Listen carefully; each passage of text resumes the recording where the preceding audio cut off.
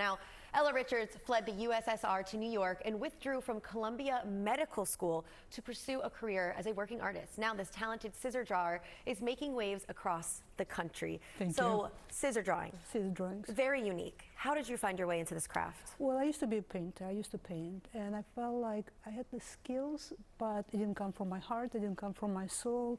And I wanted to do something different, but I wanted still to continue paint. So I decided to use my scissors as my paintbrush. So I experimented. I made a lot of mistakes. I had good pieces, bad pieces, but kind of just kept on going and just wanted to achieve what I wanted to do. And so that's what I do. I start with a drawing, which I transfer to the black paper, then I do the cut, and this is it. I have very simple tools: scissors, pencils, and paper. See, I think that's so amazing how you take simplicity and create such complex and beautiful pieces like you see right there. Where do you get your inspiration from before you start? Well, I live in New York City.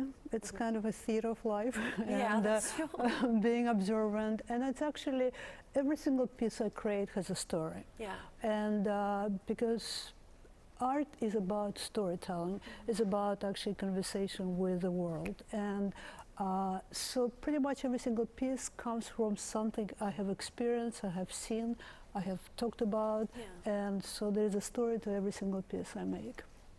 Is there a piece of your work that stands out to you the most?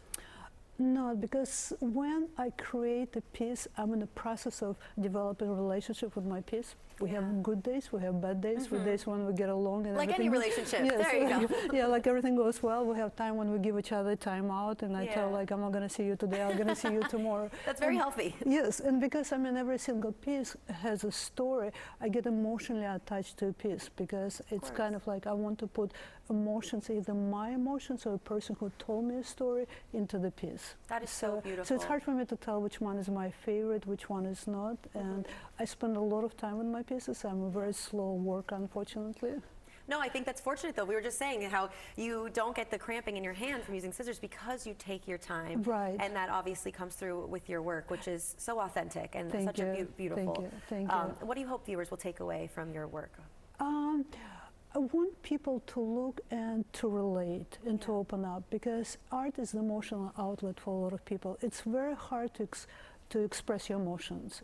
And I mean, sometimes when people go through either the best or the worst emotions, they go into music, they look into poetry or art, because it's kind of, sometimes you cannot really tell what you feel, but looking at a piece of art or listening to a piece of music or reading a book, sometimes people just feel, this is what it is. This is what I'm feeling right now, and it's okay to feel it. It's So I think that art should stir emotions in people. Well, I think you just simplified the impact art has on humans altogether. Right. Thank you so much for your work, for your craft, and for being on the show today. Thank you so much for having me. Thank you. Thank you.